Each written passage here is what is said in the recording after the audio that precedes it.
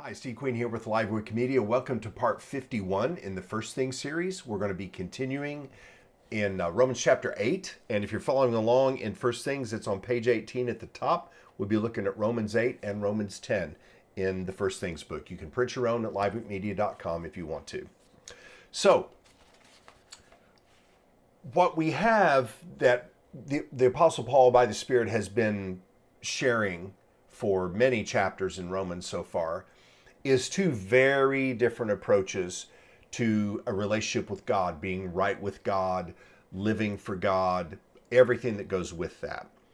And there really are two approaches. One is slave, fear, and law. The other is son, life, and spirit, or child, life, and spirit. One, the slave, fear, law approach is where people are just trying and grinding the best they can to try to get it right. And he says very clearly earlier in Romans that at that point in time in his experience that most of Israel had pursued righteousness on their own terms, as if it was by the working of their hands. So they had been trying to do this. They rejected the righteousness of God that came through Christ and were just grinding it out on their own. So they had a slave, fear, law mentality about things. And what Paul's saying by the Spirit is that in the new covenant, we are made children of God and we have life. We've come from death into life, and we're not grinding it out in our own strength. We're living by the Spirit. It's a completely different type of relationship, a different type of life, a different way of life, resurrection life, God's power on the inside of us. And we really win by surrendering. We win over sin by deliberately dying to sin and being alive to righteousness, alive in the Spirit, and not by grinding harder and saying, I won't do that, I won't do that, I won't do that, but by turning loose of trying to fight sin in our own strength and tapping into the grace of God, into the power of God. Let me share a picture that relates to that. When my children were young, and I think this is still true, no matter when you're watching this, it's probably still true. Children in particular were drinking beverages from bags or boxes, and they came with a little straw on them. And so what you're supposed to do is you take the straw and you get it out of its little sleeve, and there was an area on the bag or the box where you punch the straw through there, and then you could drink it. And I used to do an illustration for my children in a children's church class that my wife and I taught, and we would do this with them from time to time. We would illustrate this point that when you are born again, when you come into Christ, there's a tremendous deposit made in you. And we have to learn how to tap into that. It's there, but if we don't know it's there, we don't understand how to tap into it, we won't live it. And what I did was I would read the bag and it would say, this is grape, let's say a grape beverage. And I would smell it, didn't smell like grape. I would actually lick the bag. I would make sure it was clean. And it didn't look like grape, it didn't taste like grape. It said it was grape, but I had no reason to think it was grape. And of course, the little kids are just saying, use the straw, use the straw. And so sure enough, I would eventually figure out using the straw and use the pointy end of the straw, and I let them help me, and I punched it in the bag, and lo and behold, I took a drink. It was there all the time. That's the point. That grape beverage was available all the time. It was right there. I just needed to access it. And that's exactly what Paul is driving at here. When we come into Christ, if we're truly born again, then we learn to tap into the Spirit. We live by the Spirit, not by our flesh, not by our own strength. All right, let's look at Romans 8:9. You, however, are not controlled by the flesh, but by the Spirit, if the Spirit of God lives in you. And if anyone does not have the Spirit of Christ, he does not belong to Christ. But if Christ is in you, your body's dead because of sin, yet your spirit is alive because of righteousness.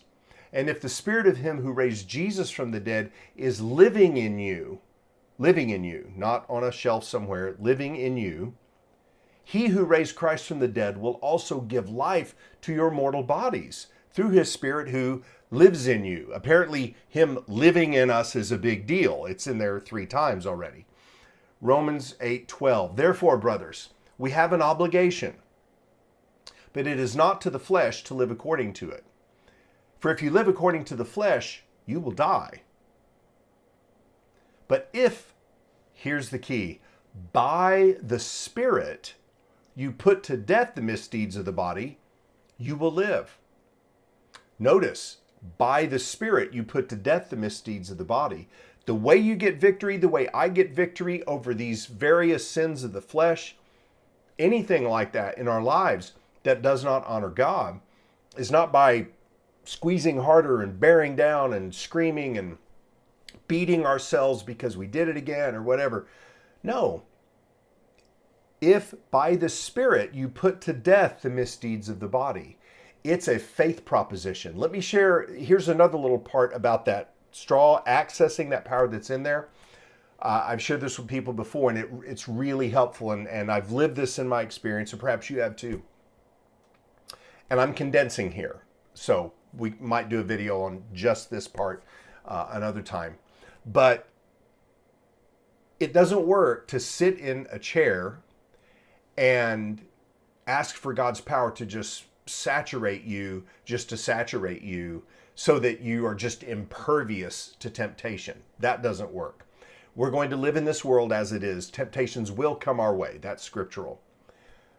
Well, then what does this mean? By the Spirit you put to death the misdeeds of the body. What we do is we make a decision. I recommend as soon as you wake up in the morning that you're here for God, not for the devil, not for the flesh, not for the world. And you make a decision. Lord, I know that you're in me, your Spirit's in me, and I choose to tap into your Spirit and live by your Spirit today. And when I come to that fork in the road where I choose to give in to sin or not, I'm making the decision now that when that fork in the road comes, I'm not going to toy with the idea. I'm not going to entertain going into sin. My decision's made, and I am going to put my foot on this path. I'm going to take action down the path of obedience, of tapping into your Spirit's power. And here's the reality. When that temptation comes, you don't play with it. You actually take a step with your foot if you need to get out of there. In your head, however you do it, you actually do something with your mouth, with your feet, whatever you got to do. And as we do that, the power of God moves in us. The power of God doesn't move in me, in my experience, when I'm just sitting there typically. I've got to make a decision. So that's enough about that for now. We can perhaps do a video on that in great detail another time. So, verse 14, because those who are led by the Spirit are sons of God. For you did not receive a spirit that makes you a slave again to fear, but you received the spirit of sonship. And by him we cry, Abba, Father. The Spirit himself testifies with our spirit that we are God's children. Now, if we are children, then we're heirs, heirs of God and co-heirs with Christ, if indeed we share in his sufferings in order that we may also share in his glory. So, it's by the Spirit we put to death the misdeeds of the body in Romans 8. And he says we are sons, we have to learn to live like it. Now, start at the very bottom of chapter 9 and we'll go into chapter 10 for a couple of minutes. What then shall we say? That the Gentiles who did not pursue righteousness have obtained it, a righteousness that is by faith. But Israel, who pursued a law of righteousness, has not attained it. Why not? Because they pursued it not by faith, but as if it were by works.